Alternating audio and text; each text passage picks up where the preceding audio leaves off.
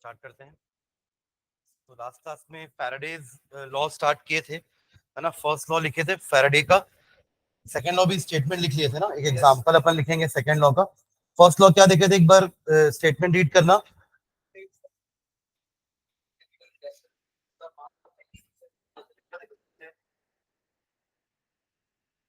Current, है ना, electricity या करंट पास थ्रू इट, उस पर डिपेंड करेगा कि कितना अमाउंट ऑफ सब्सटेंस एक पर्टिकुलर इलेक्ट्रोड में डिपॉजिट हो रहा है। ठीक है,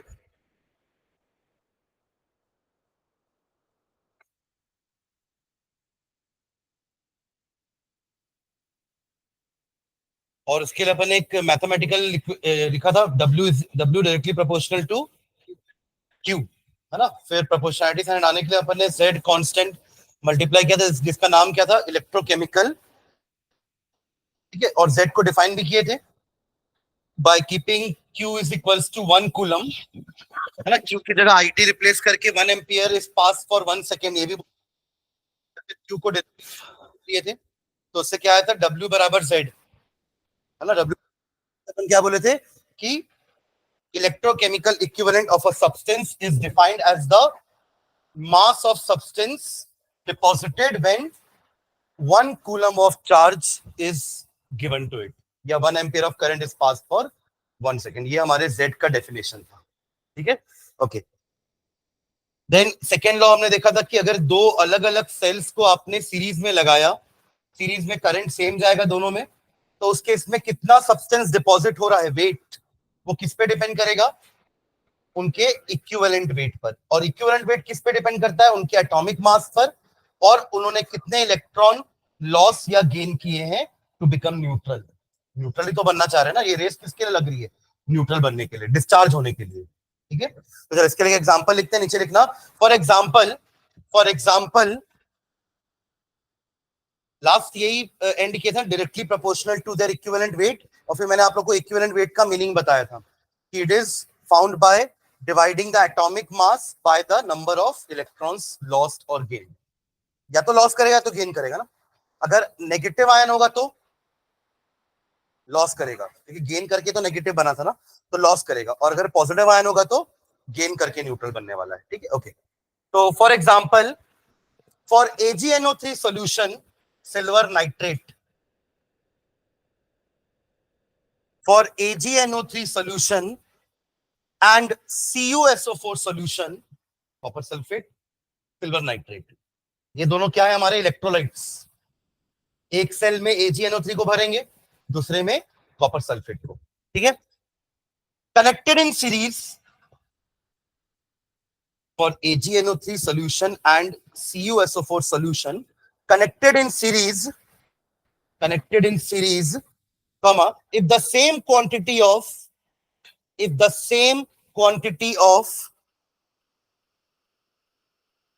electricity is passed, if the same quantity of electricity is passed,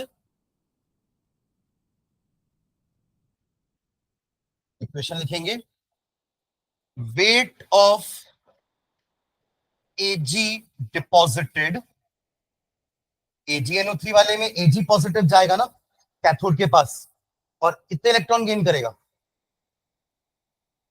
एक। Ag पॉजिटिव, 1 पॉजिटिव है ना, तो एक ही इलेक्ट्रॉन गेन करेगा और Ag बन जाएगा। तो वहां जाके वो एक इलेक्ट्रॉन गेन करके चिपकना चालू करेगा।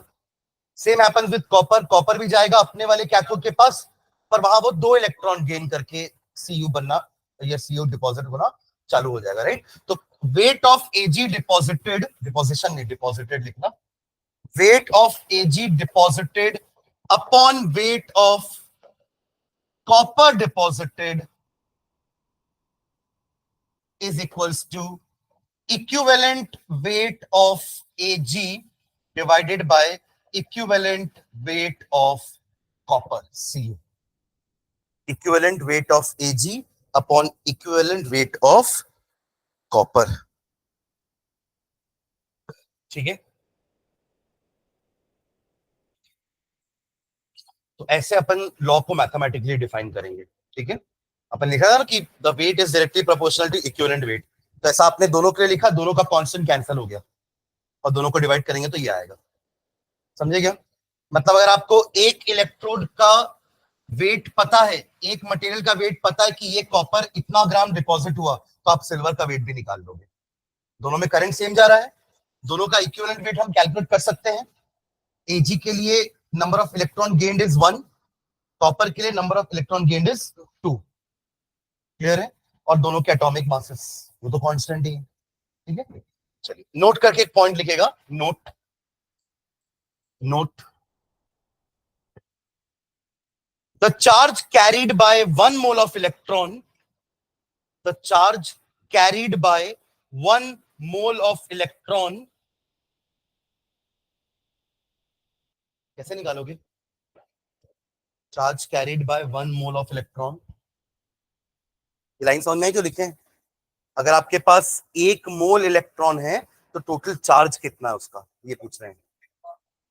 10⁻⁻19।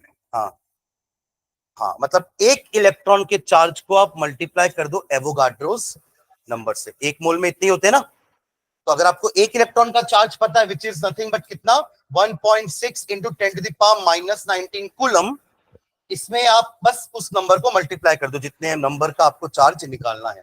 देखो फॉर्मूला एक्चुअली ये होता है, Q is equals to NE, ये आपने पढ़ा है 10th में।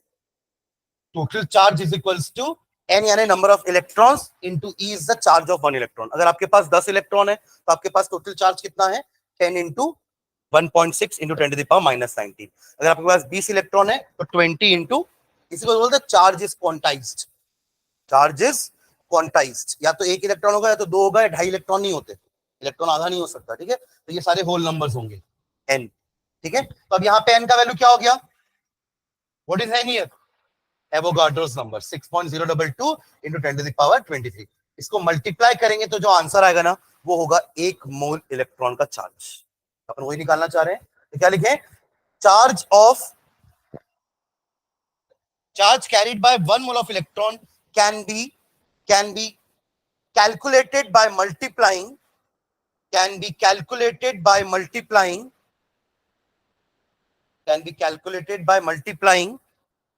charge of 1 electron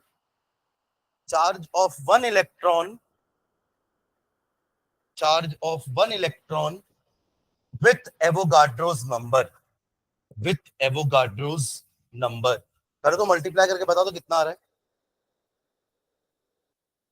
10 के पावर्स को एक साथ ले लेना, सिर्फ आपको मल्टीप्लाई क्या करना है? 6.022 को 1.6 से मल्टीप्लाई करके बताओ कितना आ रहा है। और बाद में 10 के पावर्स कितने बचेंगे? 10 का पावर 4 बचेगा ना बाहर, इधर 23 और इधर -19 है, 23 - 19 कितना हो जाएगा? 4। ठीक है, बस इसकी वैल्यू मुझे बता दो कितना आ रही है। 6.022 जब मल्टीप्लाई किए 1.6 से 9.6352। ओके, 9.6352। ठीक है, और कुछ तो नहीं आ रहा ना? ठीक है, 10⁻⁴ आप मल्टीप्लाई करोगे 96352 हो जाएगा। ठीक है, एक्चुअली अगर अपन थोड़ा सा, ये तो अपन ने अप्रोक्सीमेट कर दिया है, वरना अगर आप एग्जैक्ट वैल्यू लेते ना तो ये होती है 1.6021। तो अगर आप पूरा लेके चलते ना तो ये एक्चुअली आपका आता है 9.6487। 96487 सुन रहे?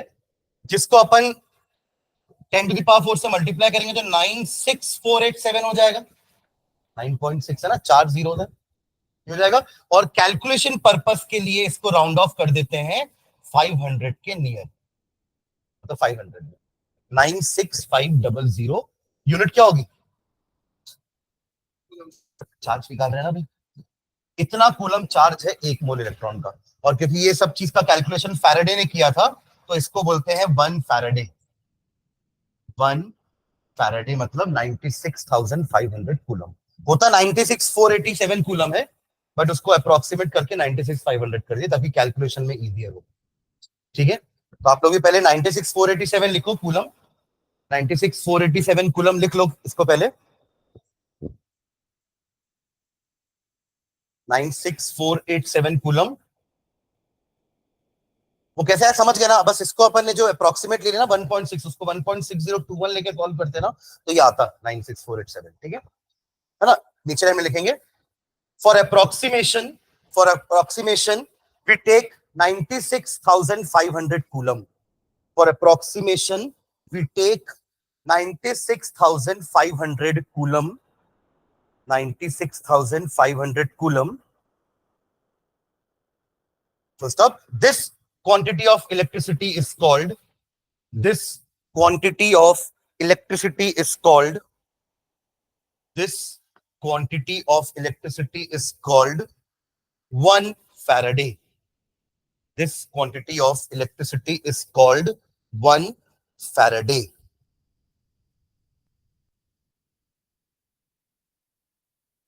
ठीक है, 96,500 को अपन 1 Faraday बोलेंगे, 1 Faraday चार्ज. ठीक है,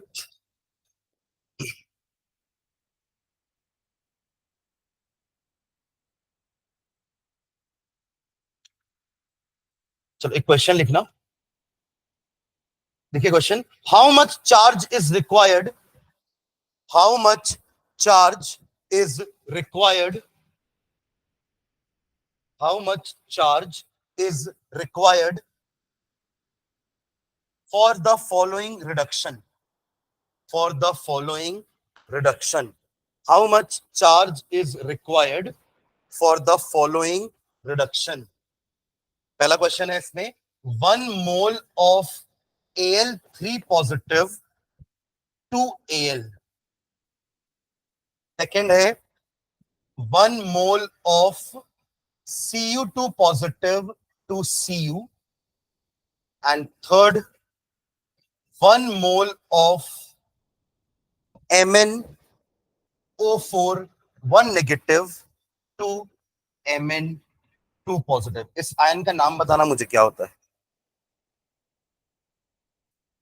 MnO4, KMnO4, K2Cr2O7, मैग्नीशियम है वो, कुछ भी नहीं बोलना है.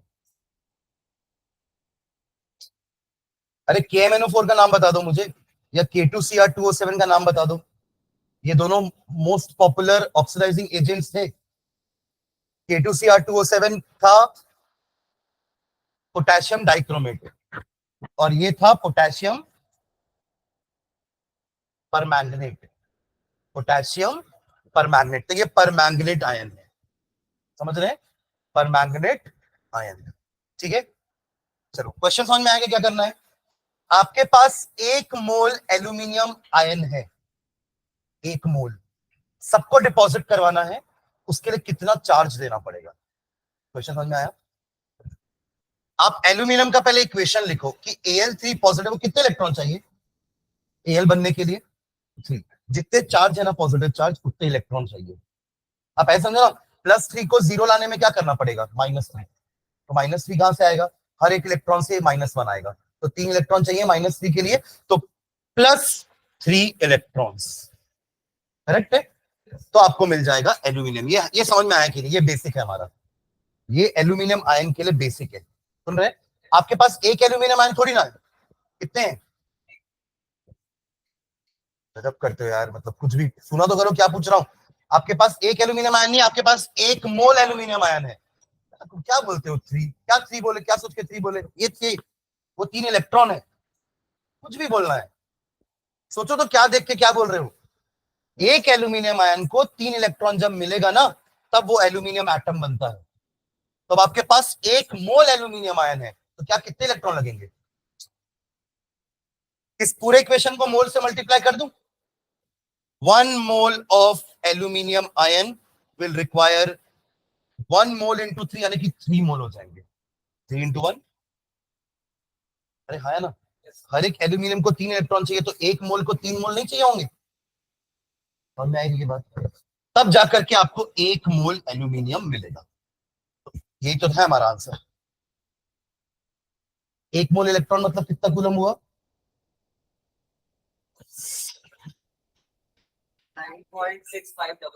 96,500 कूलम. तो टोटल कितना कूलम हो जाएगा, 3 फैराडे.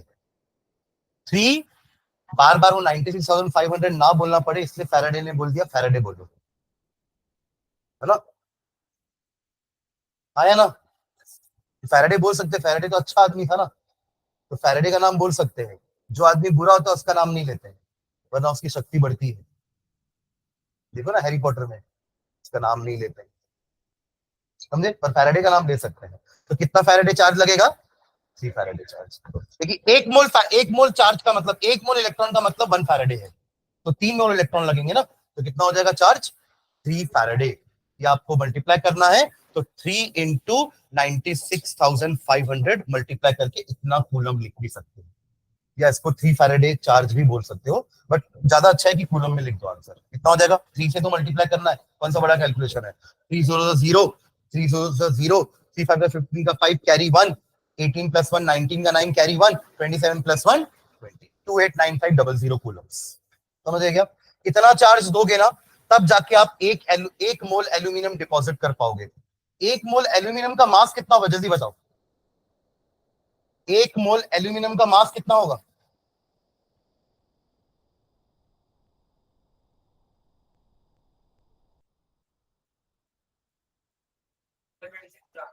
27 ग्राम।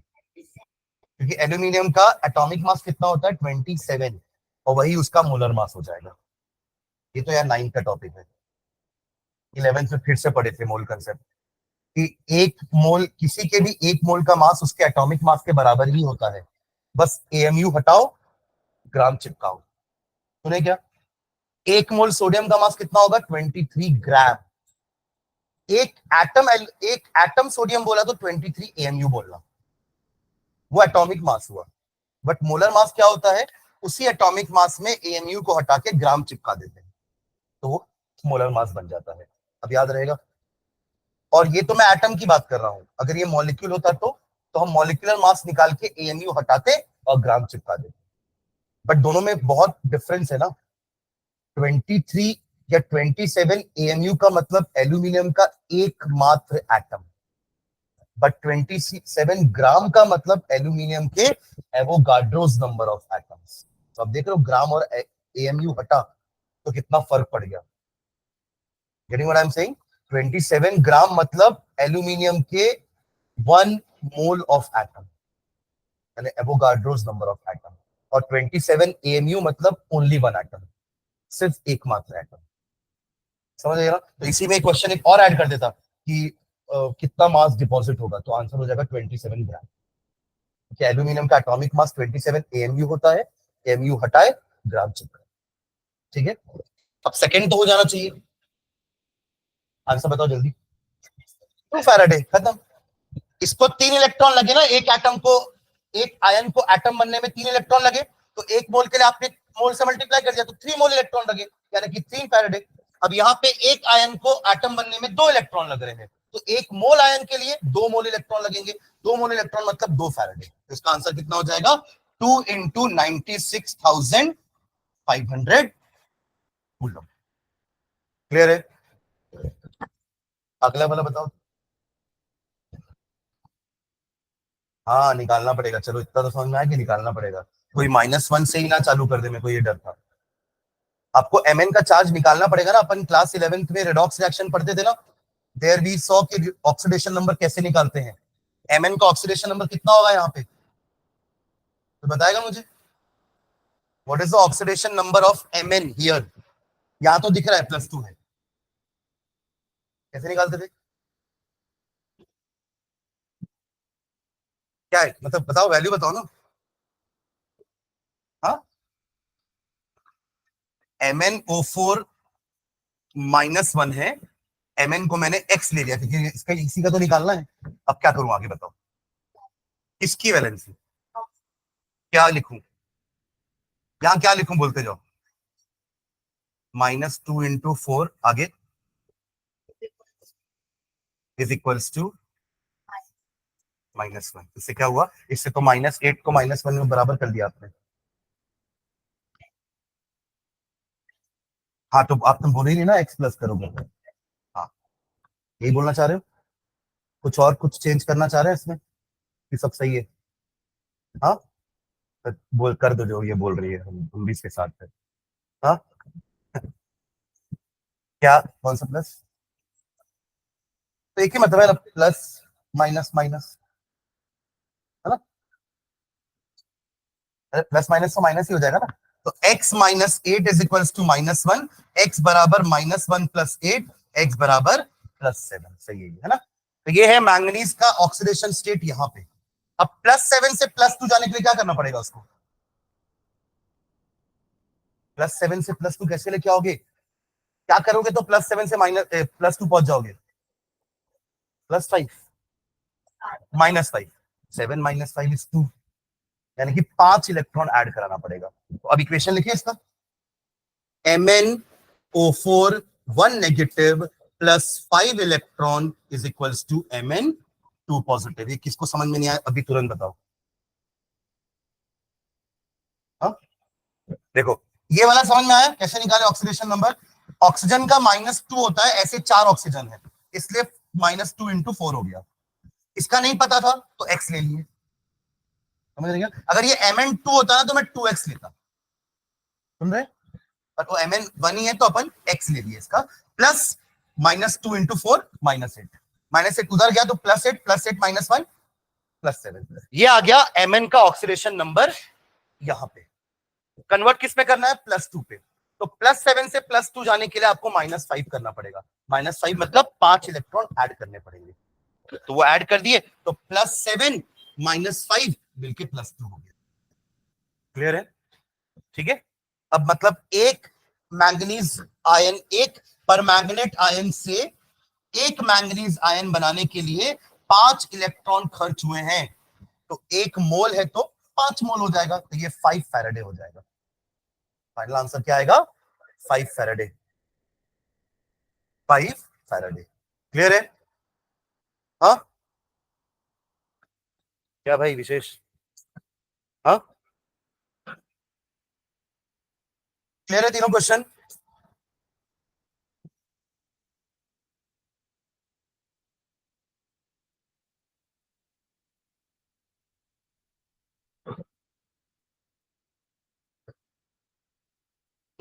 एक और लिखो question.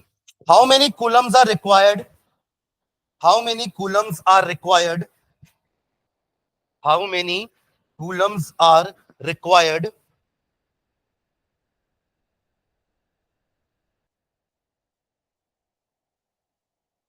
for converting 1 mole of FeO, for converting 1 mole of FeO, 1 mole of FeO to Fe2O3, to Fe2O3, FeO to Fe2O3। Reaction लिखो पहले तो, FeO फिर एरो देके Fe2O3 लिखे ना। दोनों आयरन का मुझे ऑक्सीडेशन नंबर चाहिए।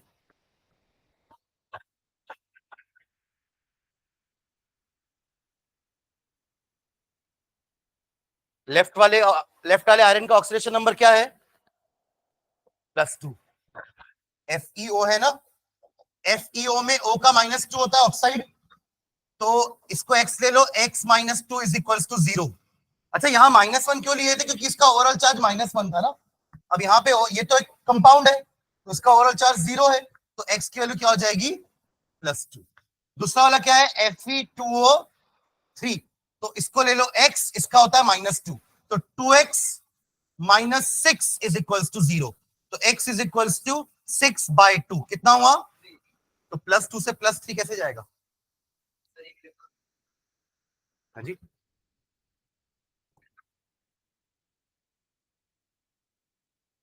हाँ लूज करके, तो 1 मोल चाहिए ना मतलब। अरे यहाँ पे गेन कर रहे थे, यहाँ ऑक्सीडेशन हो रहा है। हाँ, तो ये क्या करेगा? एक मोल इलेक्ट्रॉन लूज करेगा, ठीक है, यानी कि 1 फैराडे। आंसर क्या आएगा?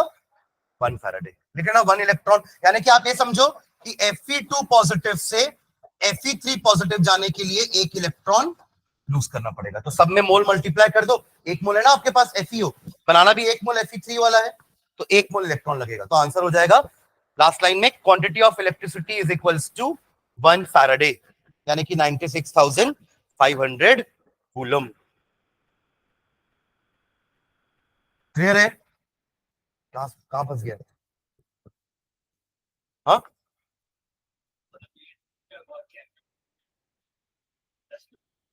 हाँ, तो +2 से एक और इलेक्ट्रॉन लूज करेगा तो +3 बनेगा, यानी कि 1 मोल इलेक्ट्रॉन लूज करना है उसको, 1 मोल इलेक्ट्रिसिटी चाहिए। ठीक है,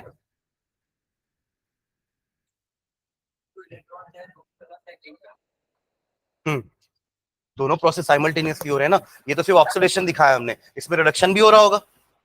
ठीक है,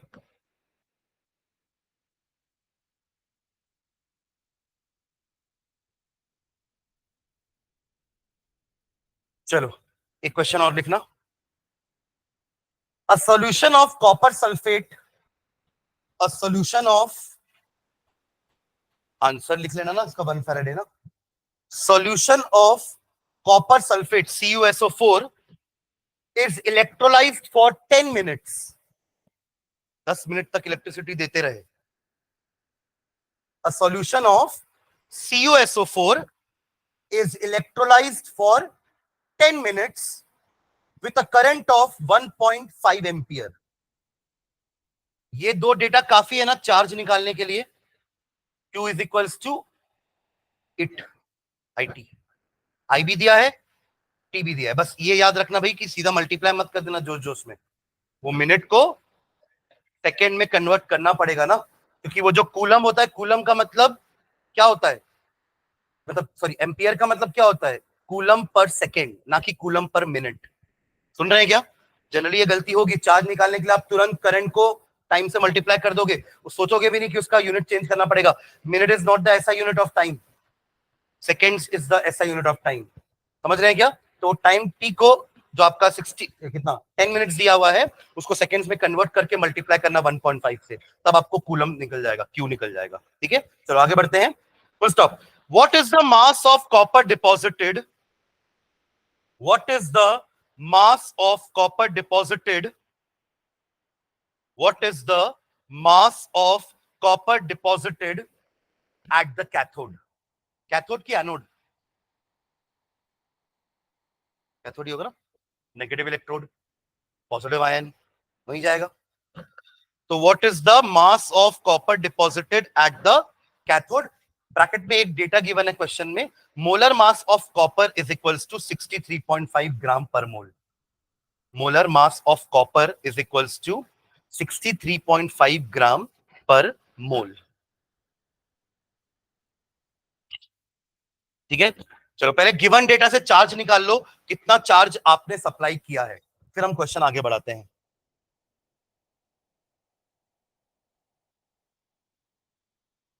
Q is equals to I into T, time को आप सेकेंड में कन्वर्ट कर लेना, 10 मिनट्स है ना, तो 600 सेकेंड्स हो जाएगा, है ना। 600 इंटू 1.5, 600 इंटू कितना आएगा, 15 6 90, 900 कूलम, 900 कूलम, इतना आपने चार्ज दिया है 10 मिनट में। यहां तक क्लियर है सबको? पीकू क्या हुआ?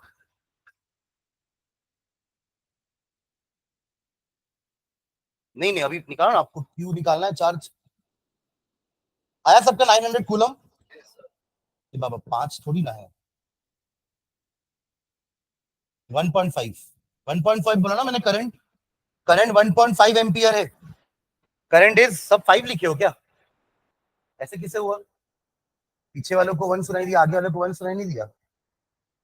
1.5 एम्पियर, तो Q निकल गया, Q is equals to I into T, 1.5 into 600, that will be 900 coulomb. 600 कहां से है, समझ गया ना? चलो, अब हमें पता क्या है कॉपर के बारे में, कि कॉपर का 2 पॉजिटिव आयन जब 2 इलेक्ट्रॉन गेन करता है तब कॉपर बनता है, ये तो पता था ना, कितना भी करंट दो आप, बट ये तो यही रहेगा, है ना। इसका मतलब अगर 1 मोल आयन होते मेरे पास, तो मुझे 2 फैराडे, 2 फैराडे चार्ज देना पड़ता, तब जाके ये 1 मोल बनता, यानी कि 63.5 ग्राम, इसलिए दिया था वो एटॉमिक मास। समझे क्या? ये बेसिक है हमारा, कितना भी करंट दो पर ये बेसिक चेंज नहीं होगा कॉपर के लिए, कॉपर के लिए। हाँ, आप एलिमेंट चेंज करोगे तो ये मास चेंज हो जाएगा, नंबर ऑफ इलेक्ट्रॉन्स चेंज हो सकते हैं। यहाँ पे सिल्वर होता तो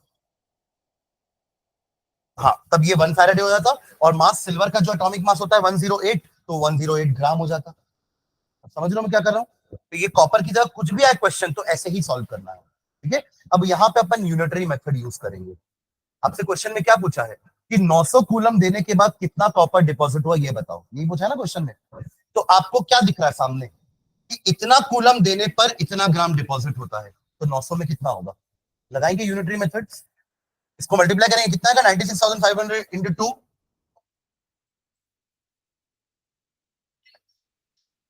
193,000 है ना कूलम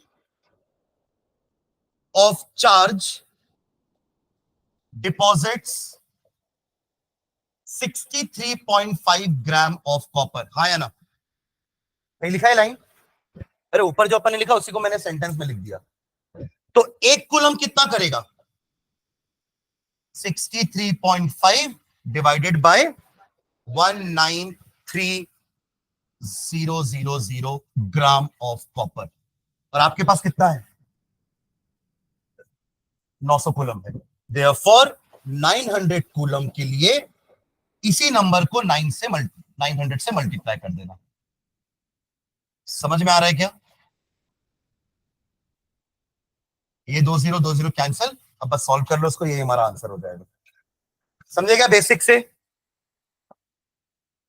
बताना कितना आ रहा है।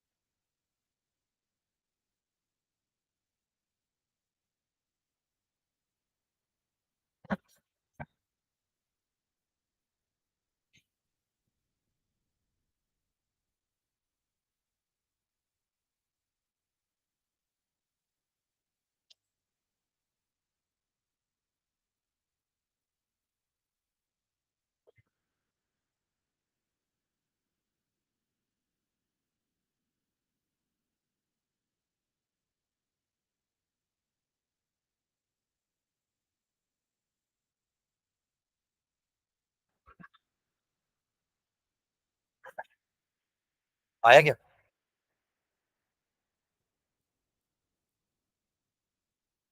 मल्टीप्लाई किया क्या 63.5 को 9 से।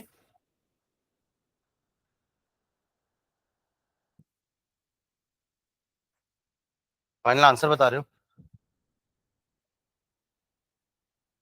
कैलसी से निकाले हैं। कैलकुलेटर से आप निकाले, क्यों निकाले कैलकुलेटर से। घर जाके नहीं होता, यहां नहीं हो रहा तो घर जाके क्या होगा।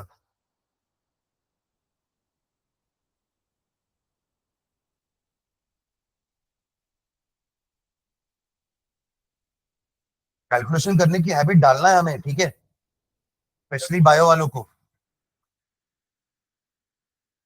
हाँ 2.9 नहीं, आंसर तो 0.296 ही है। तो 2.9 कुछ पॉइंट वन में वो किया है कुछ गड़बड़, यहाँ का पॉइंट भूल तो नहीं गया था कुछ।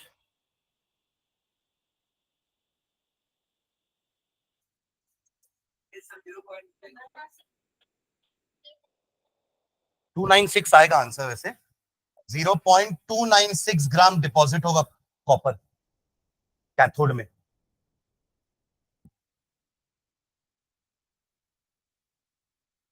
इतना क्या कर रहे हो आप लोग, मतलब रॉकेट रॉकेट उड़ा रहे हो क्या। 6 5 45 का, सॉरी 9 5 45 का 5 कैरी 4, 27 प्लस 4 31 का 1 कैरी 3, 54 प्लस 3 57, और यहाँ पे लगा दिया पॉइंट, और ये हो गया डिवाइड बाय 1930। पहले बार में तो जाने नहीं वाला है ना, अब जाएगा कितने बार में, 2 टाइम्स में। 19 का टेबल है ना, 19 2 38 और 3 जाएगा तो 57 जाएगा, जहां तो 57 15 पर 930 भी तो है, वो पारी होने वाला है 3 टाइम्स में, तो 2 से जाएगा। अब इसके बाद बस 9 और 6 आएगा जो भी, ठीक है। आ रहा है कैलकुलेशन करके। 0.296 ग्राम। क्वेश्चन समझ में आ गया क्या आप लोग को कि अगर हमने 2 फैराडे कूलम पास किया होता तो प्रॉपर 63.5 ग्राम कॉपर चिपकता, पर हमने तो 900 ही किया।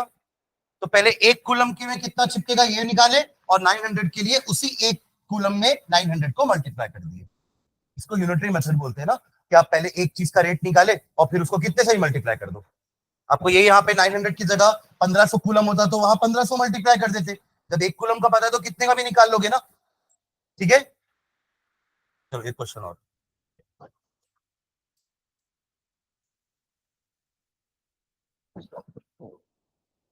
two electrolytic cells two electrolytic cells containing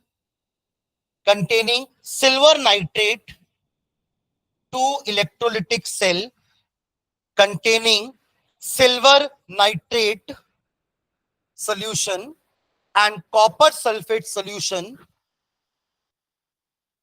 are connected in series। ये कौन से सेकंड लॉ का क्वेश्चन दिख रहा है ना अपन को? are connected in series, are connected in series, full stop। A steady current STEADY, steady मतलब वो STUDY वाला नहीं है ना, पढ़ता हुआ करंट नहीं है। स्टेडी करंट मतलब रुका हुआ नहीं भाई, करंट रुक जाएगा तो फिर कैसे फ्लो करेगा? कांस्टेंट करंट, यानी कि हम यहाँ पे एसी सप्लाई नहीं दे रहे हैं, क्या लगा रहे हैं? बैटरी लगा रहे हैं, डीसी सप्लाई दे रहे हैं, उसी को स्टेडी करंट बोलते हैं। देखिए एसी तो बार बार फ्लक्चुएट होता रहता है ना, बट डीसी करंट कांस्टेंट होता है, स्टेट नहीं होता, कांस्टेंट होता है। स्टेट ग्राफ तो ना पूछ रहा हूं कैसा होता है, कांस्टेंट होता है। जब वहां मैं बोल रहा हूँ फ्लक्चुएट होता है तो यहाँ पे कांस्टेंट रहता है, यानी कि उसकी वैल्यू हमेशा सेम रहेगी, बट यहाँ पे करंट हमें हमेशा फ्लक्चुएशन में मिलता है। ठीक है, हाँ।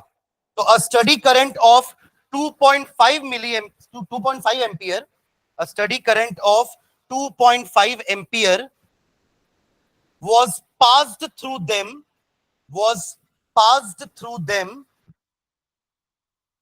till 1.078 gram of Ag बोले तो सिल्वर भी लिख सकते हो, 1.078 ग्राम of Ag were deposited। यहां तक क्वेश्चन समझ में आया क्या आपको? आपने 2.5 एम्पियर करंट देते गए, कब तक दिया आपने, टाइम नहीं पता है कब तक दिया आपने, जब तक कि 1.078 ग्राम सिल्वर डिपॉजिट ना हो गया हो, तब तक। ठीक है, अब 2 क्वेश्चन है इसमें। पहला पूछ रहा है कि कितने देर तक करंट दिए, और दूसरा पूछ रहा है कि कॉपर कितना डिपॉजिट हुआ। कॉपर सेम मत बोल देना कि दोनों में करंट सेम गया तो सेम डिपॉजिट होगा, नहीं होगा ना, क्योंकि दोनों का इक्विवेलेंट वेट अलग अलग है। याद आ रहा है ना? तो लिखो, क्वेश्चन कंप्लीट करो। How long did the current flow, how long did the current flow, how long did the current flow, and what weight of copper will be deposited, and what weight of copper will be deposited, what weight of copper will be deposited, what weight of copper will be deposited। कैसे करेंगे question, जल्दी सोचो एक बार। Concept यही है जो अपन अभी तक पढ़े हैं, इसके कोई नहीं है इस क्वेश्चन में ना, तो थोड़ा सा दिमाग लगाना है कि क्या करना पड़ेगा। अभी आपको क्या क्या दिया हुआ है क्वेश्चन में? करंट दिया है ना, और क्या दिया हुआ है, कितना मास डिपॉजिट हुआ है सिल्वर का, वो भी दे दिया है। 2 चीजें पता है आपको सिल्वर के बारे में। पहले हम सिल्वर के बारे में बात करते हैं ना। सिल्वर में जितना डिपॉजिशन हुआ है उसके हिसाब से पहले टाइम निकालते हैं, और उसके पहले चार्ज निकालेंगे। देखो चार्ज पता चल जाएगा तो करंट और चार्ज से टाइम निकल जाएगा, क्यू है ना, I is equals to Q by T है, तो T is equals to Q by I हो जाएगा। सही बोल रहा हूं ना? तो आपके पास सिर्फ अभी क्या है, mass of substance deposited. Charge भी नहीं पता है कितना दिया हमने। चार्ज दिया, अगर चार्ज डायरेक्टली दे दिया होता तो फिर टाइम क्यों पूछता ना, फिर तो आप तुरंत निकाल लेते, है ना। तो इसलिए पहले थोड़ा मेहनत करके चार्ज निकालना पड़ेगा। अभी अपन ने क्या किया था आपको पता है? चार्ज दिया था, सुनो, चार्ज दिया नहीं था, मतलब क्यू और टी दिया था तो आप, सॉरी आई और टी दिया था तो आपने चार्ज निकाला था ना 900 कूलम। उससे सब्सटेंस डिपॉजिटेड निकाले थे। अब सब्सटेंस डिपॉजिटेड दिया है तो चार्ज नहीं निकाल लोगे? समझे मेरा मतलब क्या बोला हुआ? मतलब आपको पहले इसके पहले वाले क्वेश्चन में चार्ज दिया था और आपने कुछ कुछ करके मास निकाला।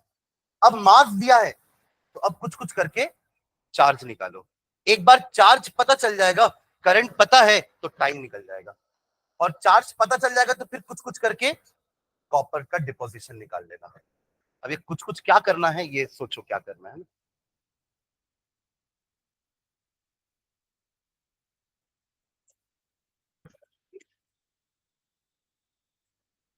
Stick with the basic. Silver का बेसिक इक्वेशन देखो जल्दी से। सिल्वर कैसे डिपॉजिट होता है? सिल्वर कैसे डिपॉजिट होगा? AG plus AG, one plus plus one electron, one plus ऊपर प्लस तो लगाओ, को डिपॉजिट कर रहे हैं ना अपन। अब वन लिखने का जरूरत नहीं है, कुछ नहीं तो वन है। एजी प्लस लिखे, प्लस एक इलेक्ट्रॉन लेकर के एजी बनेगा। समझे क्या क्या लिखवा रहा हूं मैं इक्वेशन?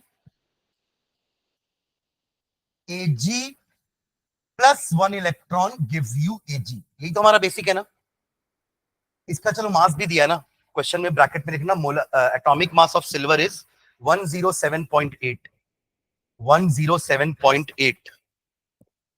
हाँ हाँ, क्वेश्चन में ही गिवन दिया है ये आपको। जैसे पिछले क्वेश्चन में दिया था ना, कॉपर का मास दिया था ना 63.5, इसमें आपको उसका मास दिया है 107.8। हालांकि इसको अपन कैलकुलेशन करते वक्त 108 ले लेते हैं, बट यहां मत लेना, उसका रीजन आपको अभी समझ में आ जाएगा धीरे से। चलो आगे बढ़े। हाँ 107.8, 107.8 AMU, AMU ये उसका एटॉमिक मास है। मोलर मास के लिए ग्राम लगा देना, ठीक है। तो ये हमें पता है ना, Ag पॉजिटिव जब एक इलेक्ट्रॉन गेन करता है तब Ag बनता है। तो इसका मतलब क्या हुआ? 96,500 कूलम, 1 फैराडे आएगा ना एक मोल के लिए। 96,500 कूलम चार्ज देने पर हमें 107.8 ग्राम Ag मिलता है, हाँ या ना? ये बेसिक है हमारा। अब इससे क्या करोगे जल्दी बताओ, किसको किससे डिवाइड करोगे? अभी हमारे पास क्या दिया हुआ है, हमको मास पता है ना कितना डिपॉजिट हुआ है। हमको ये इससे क्या समझ में आ रहा है, इतना चार्ज देने पर इतना डिपॉजिट होता है। तो आपको मैंने क्या बोला था निकालने के लिए, पहले चार्ज। तो अब इसको उल्टा पुल्टा करके निकालो कि 1.078 ग्राम के लिए कितना कूलम लगेगा। आपको समझ में आया ये ऐसा क्यों यूज कर रहे हैं अपन? कैलकुलेशन इजी हो जाएगी। 1 देखो ना 1.078 दिया है, जान करके 1.078 दिया। ये किस टाइप का होता है डिपॉजिट 1.078? या तो हम करते तो 2 ग्राम करते या 1.5 ग्राम करते। 1.078 कौन करता है भाई डिपॉजिट? वो इसलिए दिया है ताकि आपका कैलकुलेशन थोड़ा सा इजी हो जाए। कैसे इजी होगा? आप शुरुआत करोगे कि 107.8 ग्राम के लिए 96,500 कूलम देना पड़ता है, हाँ या ना? तो 1 ग्राम के लिए कितना देना पड़ेगा? 96,500 डिवाइडेड बाय 107.8 कूलम चार्ज देना पड़ेगा। और हमको इतना तो डिपॉजिट करना था, हमें तो बोला है 1.078 डिपॉजिट करना है। तो 96,500 अपॉन 107.8 इंटू 1.078, ये दोनों कैंसिल होगा, कुछ जीरो जीरो बचेगा। सुन रहे? क्या जीरो बचेगा? कौन सा जीरो बचेगा?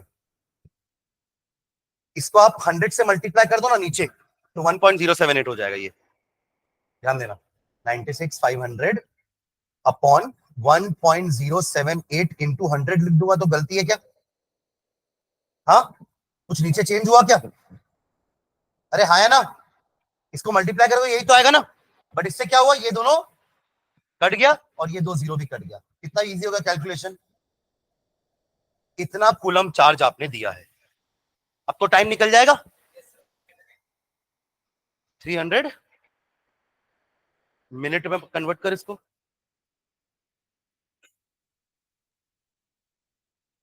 समझे क्या ये? अरे हाँ है ना। देखो इसके पहले क्वेश्चन में भी ऐसे ही कुछ किए, ध्यान देना इधर एवरीवन। इसके पहले क्वेश्चन में क्या किया था हमने, हमको चार्ज पता था तो मास निकाले। अब मास पता तो चार्ज निकाले। ये दोनों ऐसे लिखते हैं, इसको मैं इधर लिख दिया, इसको उधर लिख दिया, हाँ है ना। जिसको निकालते हैं उसको अपन हमेशा राइट साइड में रखते हैं ना, ये निकल गया देखो राइट साइड में। तो वैसे अपन ने क्या कर दिया कि इतने ग्राम को डिपॉजिट करने के लिए इतना कूलम चाहिए था, तो 1 ग्राम के लिए इतना कूलम, इतना जो गिवन मास है उसके लिए इतना कूलम।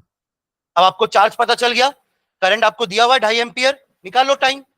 तो I is equals to Q by T, तो T बराबर Q by I। What is Q? 965। What is I? 2.5। बस इसको सॉल्व करो, आपको टाइम मिल जाएगा सेकंड्स में। मैं उसको मिनट में कन्वर्ट करने बोल रहा हूँ। कितना हो रहा है? 6 मिनट। वाह रे, कितने तू तो 360 कुछ बोला ना, 386 सेकेंड्स। और इसको कितने मिनट बोल दिया तूने? 51 मिनट। अरे 1 मिनट में 60 सेकेंड ना, तो 6 मिनट दिख रहा है आपको? 6 मिनट 26 सेकेंड। 6 मिनट, सही बोला ना? अरे 360 सेकेंड मतलब कि 6 मिनट हो गया और बचे 26 सेकेंड्स, तो आंसर हो गया 386 सेकेंड्स या फिर 6 मिनट 26 सेकेंड्स। इतना देर तक आपने क्या दिया? 2.5 एम्पियर करंट दिया, तब जाकर के 1.078 ग्राम सिल्वर डिपॉजिट हुआ। क्लियर है? अब दूसरा पार्ट क्वेश्चन का क्या है? इतनी ही देर में कॉपर कितना चिपका? इतनी ही देर में कॉपर कितना चिपका है, ये निकालना है। हैं? हाँ, दोनों देखो, दो तरीके से बना सकते हो आप इस क्वेश्चन को। या तो बेसिक के साथ चलो, या तो वो हमारा जो हाँ इक्विवेलेंट वेट वाला इक्वेशन था, weight of Ag deposited upon weight of copper deposited is equals to equivalent weight of Ag upon equivalent weight of copper। उससे भी आ सकता है, दोनों से करके देखते हैं, ठीक है, आंसर सेम आता है कि नहीं। पहले बेसिक वाला करो जल्दी से। क्या पता है हमको कॉपर के बारे में? 2 फैराडे चार्ज से 63.5 ग्राम डिपॉजिट होता है, हाँ या ना? तो पता है, बेसिक है। 2 फैराडे चार्ज से, यानी कि 2 इंटू 96,500 कूलम चार्ज से 63.5, कहां से आया 63.5? कॉपर का एटॉमिक मास है ना? इक्वेशन यही होता है ना भाई, Cu2 positive plus 2 electron gives you Cu। यहां से समझ में आ जाएगा कि 2 इंटू 96,500 कूलम से 63.5 ग्राम कॉपर डिपॉजिट होता है। तो अपने पास कितना कूलम है? 965। अभी तो निकालेगा, अरे चार्ज निकाले ना अभी, वही चार्ज तो उसमें भी जाएगा ना, सीरीज में है दोनों। तो 965 के लिए कितना हो जाएगा? मैं एक स्टेप खा दिया हूं ना, 1 वाला, चलेगा?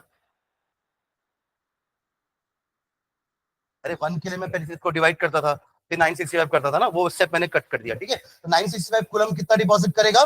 63.5 डिवाइडेड बाय 2 इंटू 96,500 इंटू 965। समझ में आ गया? ये कैंसिल हो जाएगा 100 टाइम्स में। बड़ा ये भी इजी हो गया ना कैलकुलेशन। इसको काट दो, ये कितना हो जाएगा? 31.75 डिवाइड बाय 100, 0.3175। सही है क्या? देखो आएगा ये, अरे हाँ है ना, इजी है ना कैलकुलेशन। 0.3175 सही आया।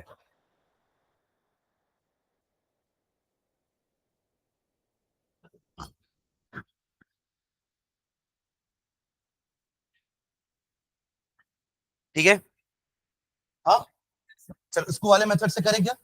इक्विवेलेंट वेट वाला, जो हमारा इक्वेशन हमने आज शुरुआत में लिखा ना।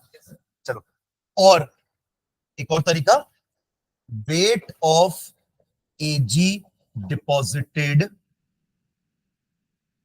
divided by weight of copper deposited is equals to equivalent weight of silver upon Ag। लिख देते हैं ना, यहाँ सिल्वर लिखा है, यहाँ Ag लिखा है, Ag upon equivalent weight of copper.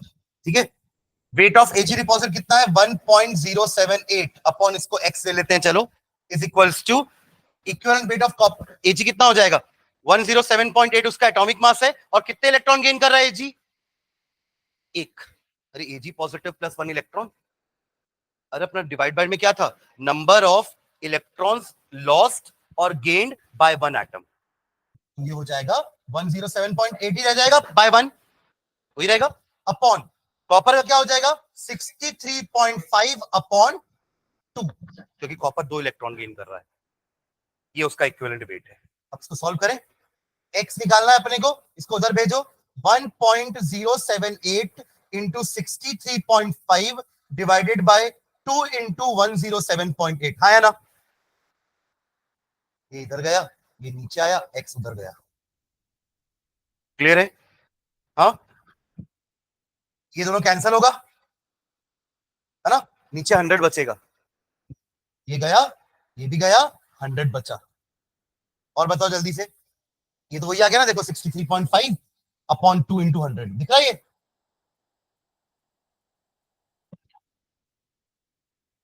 31.75 which is 0.317। तो ये ऐसे करो, बेसिक से चलो या फिर फॉर्मूले से, एक ही मतलब है, ठीक है, दोनों में लगभग सेम टाइम लगा क्योंकि सेम कैलकुलेशन थी, ठीक है क्या?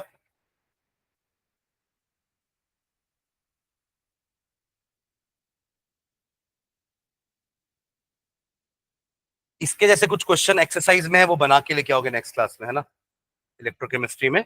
ये न्यूमेरिकल है फर्स्ट पार्ट वाले चैप्टर से, based on Faraday's law of electrolysis. ये हमारा फर्स्ट पार्ट कंप्लीट हुआ चैप्टर का, जहां पे अपन क्या बोले थे, इलेक्ट्रोलिसिस पढ़ेंगे, है ना, और सेकेंड पार्ट क्या था हमारा, इलेक्ट्रोलिटिक कंडक्टेंस, और थर्ड पार्ट है इलेक्ट्रोकेमिकल सेल, है ना। तो चलो नेक्स्ट हेडिंग डालना,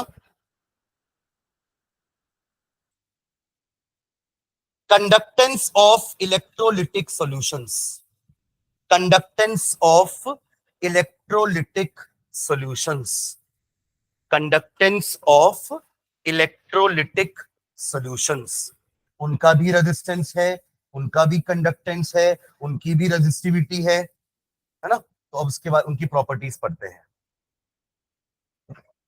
कंडक्टेंस ऑफ इलेक्ट्रोलिटिक सॉल्यूशंस, ठीक है, इसमें हाइफन डाल के नीचे लिखना, substances which allow electricity, substances which allow electricity, substances which allow electricity to pass through them, to pass through them,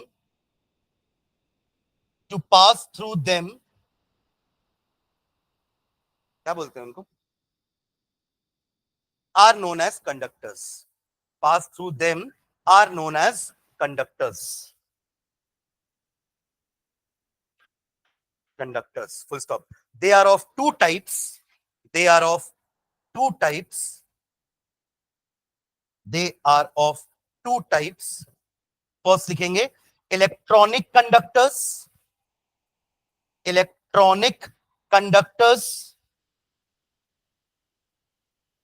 electronic conductors, example में लिखना हाइफन डाल के, इलेक्ट्रॉनिक कंडक्टर्स में मेटल्स, ग्राफाइट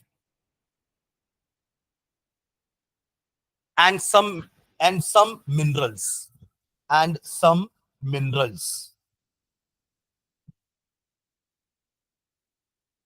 इसी में हाइफन डाल के लिखेंगे, in this conduction is due to the, upon electronic conductor के बारे में बात कर रहे हैं अभी, है ना, in this conduction is due to the, in this conduction is due to the flow of electrons, is due to the flow of electrons, is due to the flow of electrons.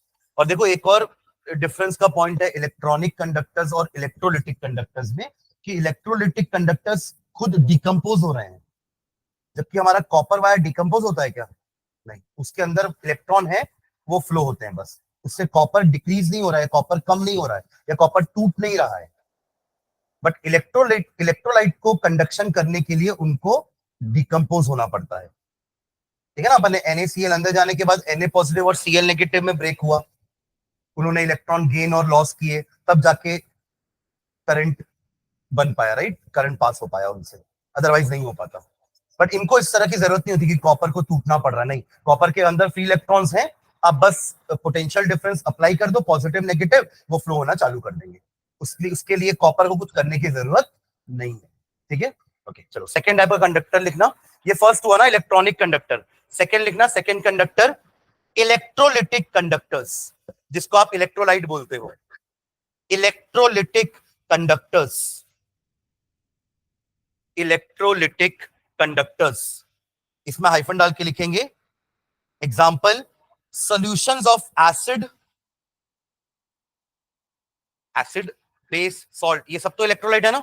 हमने last class में discuss किया था कि electrolytes कौन होते हैं, जितने भी एसिड्स हैं वो सब होंगे, बस स्ट्रॉन्ग वीक होंगे तो accordingly strong electrolyte, weak electrolyte, ऐसी बेस सारे होंगे। सारे सॉल्ट के एक्वा सॉल्यूशंस सभी के सब क्या हैं, इलेक्ट्रोलाइट्स हैं। तो क्या लिखे, solutions of acids, basis and salts in water, solutions of acids, bases and salts in water. Full stop. In this flow of electricity is due to the flow of electricity. अच्छा, molten form भी हो सकता है ना, हमने सिर्फ water लिखा है ना, बट molten form भी होगा, दोनों ही इलेक्ट्रोलाइट होते हैं ना। in this flow of electricity is due to the movement of ions. In this flow of electricity is due to the movement of ions. ठीक है, हमको इलेक्ट्रॉनिक कंडक्टर के बारे में नहीं पढ़ना है केमिस्ट्री में, we are interested in electrolytic conductors. Electronic conductors के बारे में तो आप फिजिक्स में पढ़ोगे और पढ़े भी हैं 10th क्लास में। ठीक है, कि metals are good conductors of electricity, और उनका रेजिस्टेंस होता है जो कि कम होता है in comparison to non metals या इंसुलेटर्स। ठीक है, ओके, नेक्स्ट हैंड डालेंगे इसी में sub heading, factors affecting electrolytic conduction. कौन कौन से फैक्टर्स हैं जिससे इलेक्ट्रोलाइट का कंडक्शन कम या ज्यादा हो सकता है। फैक्टर्स अफेक्टिंग इलेक्ट्रोलिटिक कंडक्शन, तो मैं हेडिंग क्या लिख रहे हैं, इलेक्ट्रोलाइट में ऐसा क्या क्या फैक्टर है जिससे करंट को हम कम या ज्यादा कर सकते हैं। ठीक है, factors affecting electrolytic conduction. First factor लिखना, nature of electrolyte, nature of electrolyte, मतलब अगर स्ट्रॉन्ग इलेक्ट्रोलाइट होगा तो ज्यादा कंडक्शन होगा क्योंकि उसमें ज्यादा आयंस बनेंगे। स्ट्रॉन्ग इलेक्ट्रोलाइट का डेफिनेशन क्या होता है, they are the electrolytes which completely dissociate into their ions, और वीक इलेक्ट्रोलाइट क्या होंगे, they partially dissociate into their ions. तो जितने ज्यादा आयंस उतना ज्यादा कंडक्शन। तो नेचर ऑफ इलेक्ट्रोलाइट का मतलब यही हुआ कि स्ट्रॉन्ग इलेक्ट्रोलाइट है तो वो ज्यादा अच्छा कंडक्शन करेंगे, और अगर वीक है तो उनका कंडक्शन थोड़ा कम होगा। ठीक है, तो हाइफन डाल के लिखना इसमें, strong electrolytes, nature of electrolyte में लिख रहे हैं अपन, strong electrolytes ionize almost completely, ionize almost completely, ionize almost completely, and hence conduct electricity, and hence conduct electricity, and hence conduct electricity to a large extent, to a large extent. Whereas weak electrolytes,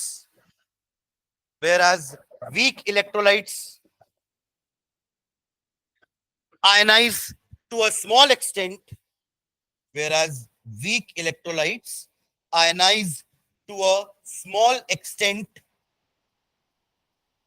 and hence conduct electricity, and hence conduct electricity